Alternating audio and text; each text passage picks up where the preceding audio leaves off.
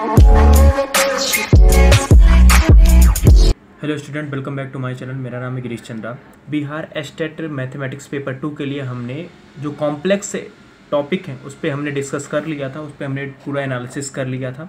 आज का हमारा यहाँ पे जो टॉपिक होने वाला है, आज हम यहाँ पे एक और, जैसे कि मैंने लास्ट ट्यूटोरियल में भी आपको ये बताया था कि हम 1 बाय 1 एक एक चैप्टर पे आपको प्रॉपर वे में आपको गाइड करेंगे कि कैसे कैसे क्वेश्चन बिहार एस्टेट में पूछे गए हैं मैथमेटिक्स पेपर 2 में, और कैसे कैसे हमें क्या अप्रोच फॉलो करनी है, कौन कौन सा वेटेज होने वाला है, या कैसे हमें क्वेश्चन को सॉल्व करना है ईजिली। ये पूरी अप्रोच मैं आपको यहाँ पे डिटेल से चैप्टर वाइज यहाँ पे बताने वाला हूँ।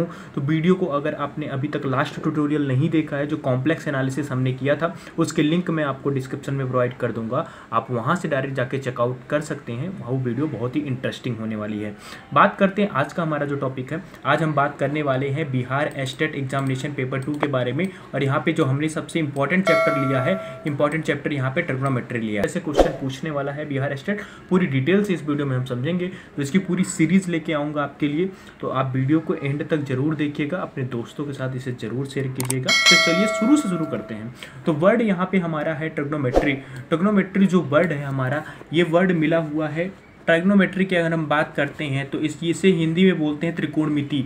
त्रिकोणमिति का हिंदी मीनिंग ही यही है। त्रिकोणमिति दो शब्दों से मिलकर बना हुआ है, त्रिकोण धन मिति। त्रिकोण का मतलब होता है 3 कोण और मिति का मतलब होता है मापन, यानी कि 3 कोण का मेजरमेंट किया जाएगा। यानी कि यहाँ पे 3 एंगल्स का हम मेजरमेंट करने वाले हैं। यानी कि पूरी की पूरी त्रिकोणमिति, पूरी ट्रिग्नोमेट्री हमारा किसके चलेगा? केवल और केवल 3 एंगल के मेजरमेंट पे चलेगा।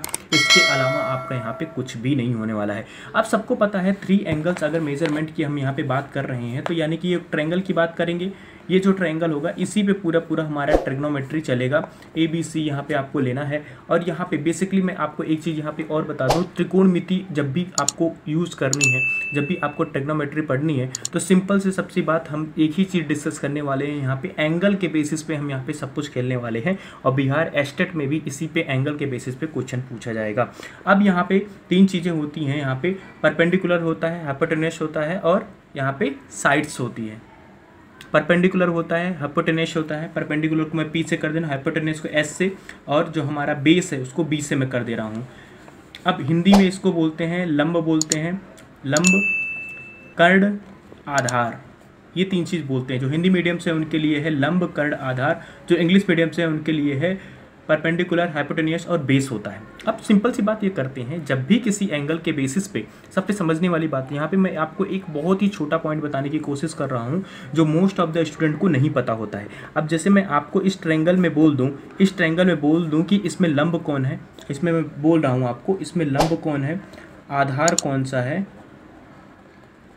और यहाँ पे लंब और कर्ण कौन सा है। तो बहुत सारे स्टूडेंट सीधा बोल देंगे कर्ण हमारा ये है, आधार हमारा ये है, और हमारा जो लंब है ये है, यानी कि L, K और B ये है। तो जो कि ये गलत है, ऐसा कभी पॉसिबल ही नहीं है।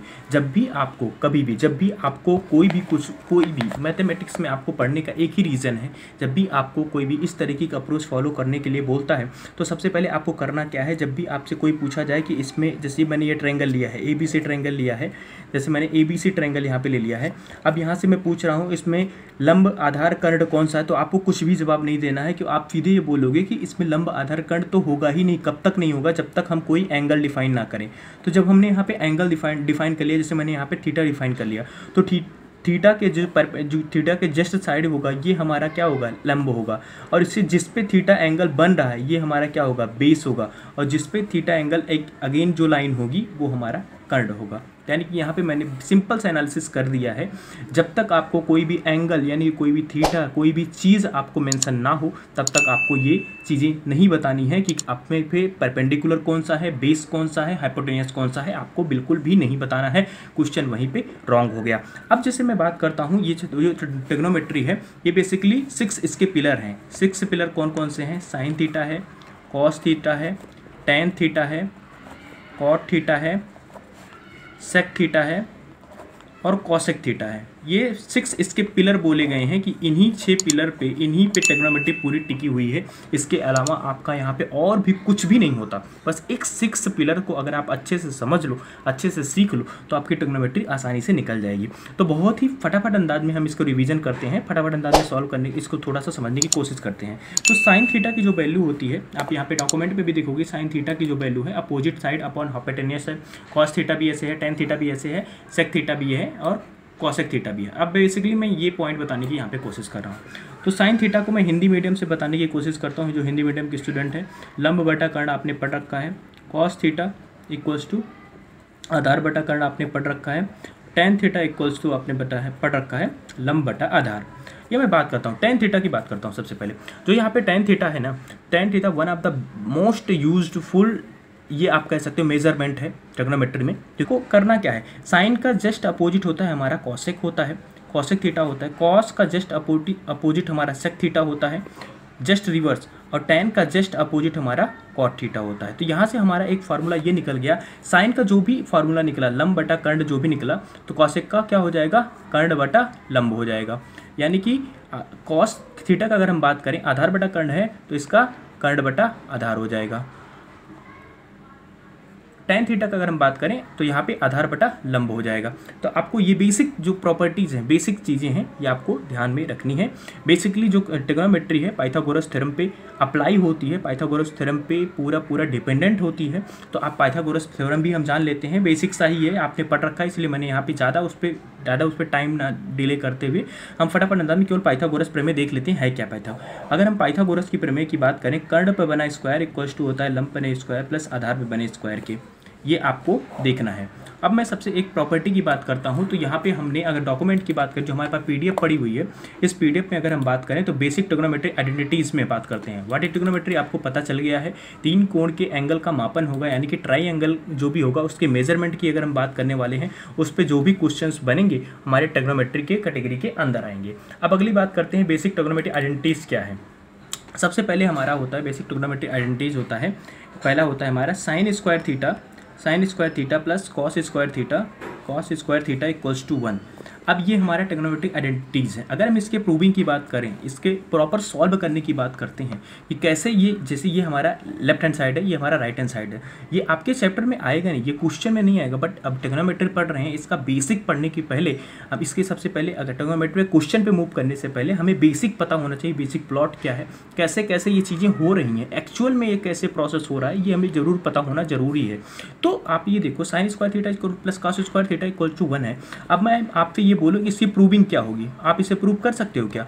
मोस्ट ऑफ द स्टूडेंट जो 12th प्लस में है भी हैं, अगर आप उनसे ये प्रूव करने के लिए बोलोगे तो बोलेंगे भाई ये तो फार्मूला है, इसमें हम प्रूव नहीं कर सकते, इसमें क्या है, इसमें कोई भी स्पेशल वाली बात नहीं है हम प्रूव करने। लेकिन मेरा मानना ये है कि अगर आप कोई भी चीज़ पढ़ रहे हो तो वो चीज़ हो क्यों रही है, मैथमेटिक्स में भी आप पढ़ रहे हो तो उसके पीछे पीछे जो भी लॉजिक है वो भी आपको पता होना बहुत ही ज़्यादा जरूरी है।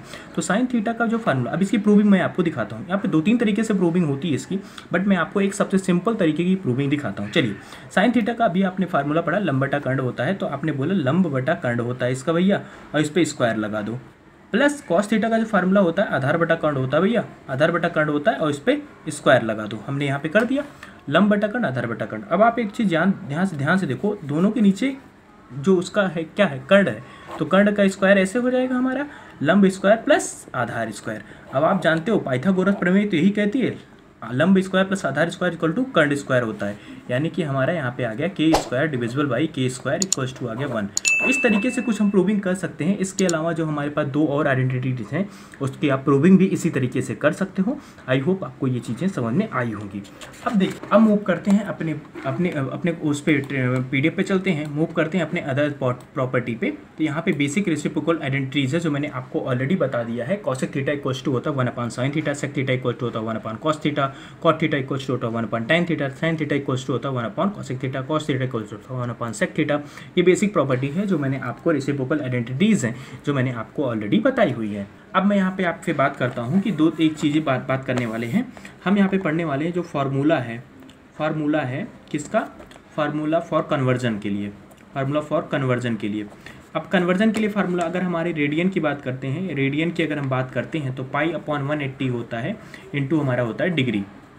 और अगर हम डिग्री की बात करते हैं तो 180/पाई हो जाता है, इंटू हमारा हो जाता है रेडियन। सिंपल सा फार्मूला है। यानी कि अगर आपको फार्मूला निकालना है कन्वर्जन के लिए, जैसे रेडियन टू पाई में करना है, रेडियन टू डिग्री में करना है, डिग्री टू रेडियन में करना है, तो रेडियन का फार्मूला होता है पाई/180 इंटू डिग्री हो जाता है, डिग्री का इक्वल्स टू हो जाता है 180/पाई इंटू रेडियन हो जाता है।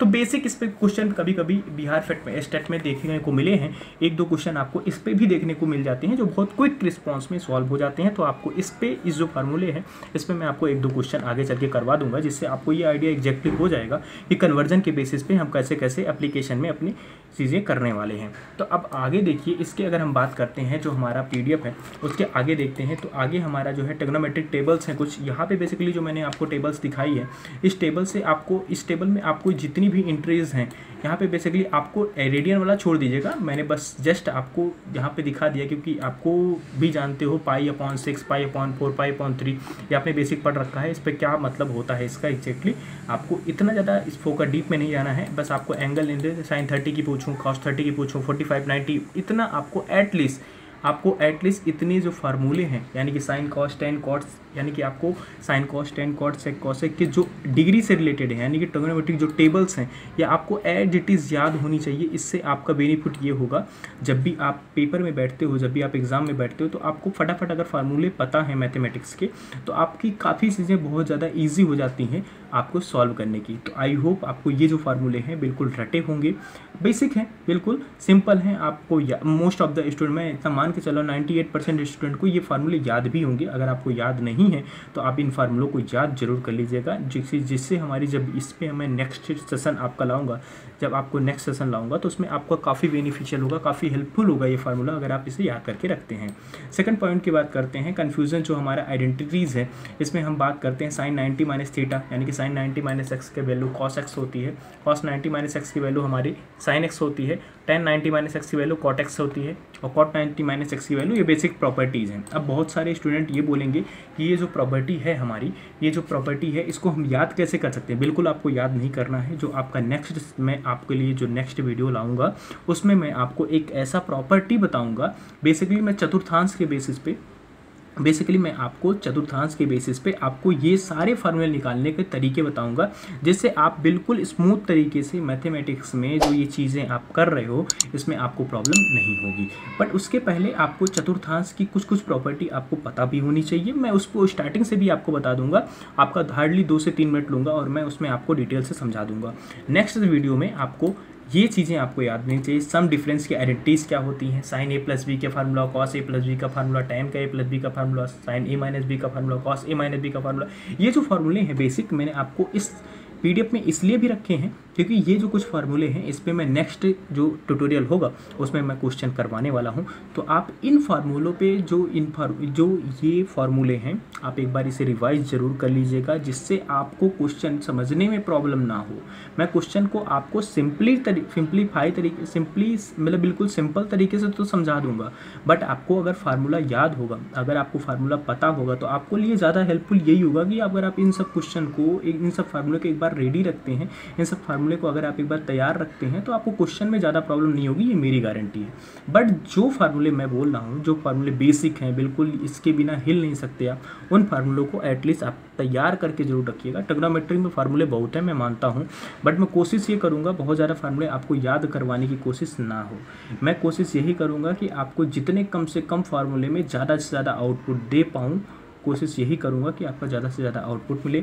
मैं आपको चतुर्थांश की जो प्रॉपर्टी होती है उसके बेसिस पे आप यहाँ पे कम से कम 70-80 फार्मूले आप यहाँ से याद कर सकते हो, इस तरीके के जो भी क्वेश्चंस होंगे।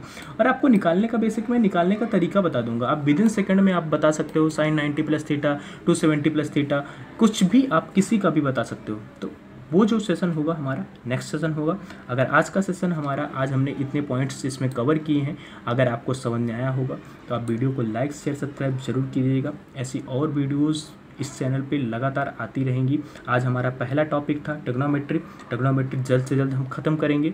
ख़त्म करने के बाद खूब ढेर सारी प्रैक्टिस करेंगे, जिससे बिहार एस्टेट में एटलीस्ट आप ट्रिग्नोमेट्री में आप बिल्कुल भी नहीं डरोगे, ये मेरी गारंटी है। अगर आपने जितना मैं बता रहा हूँ उतना आप अगर करते चले गए तो बिहार एस्टेट में आपको प्रॉब्लम नहीं होने वाली है। आई होप आपको ये वीडियो पसंद आएगी। वीडियो अगर आपको पसंद आई हो तो अपने दोस्तों के साथ इसे ज़रूर शेयर कीजिएगा। मिलते हैं ऐसी एक और धमाकेदार वीडियो के साथ, तब तक के लिए धन्यवाद। फूल से भरा देख मेरा पूल, तो मैं हो गया आगे प्रिंसिपल पर मैं हूँ पूरा स्कूल। एक कहानी है जो सबको सुनानी है, चलने वालों की तो रूह भी जलानी है। एक कहानी है जो सबको सुनानी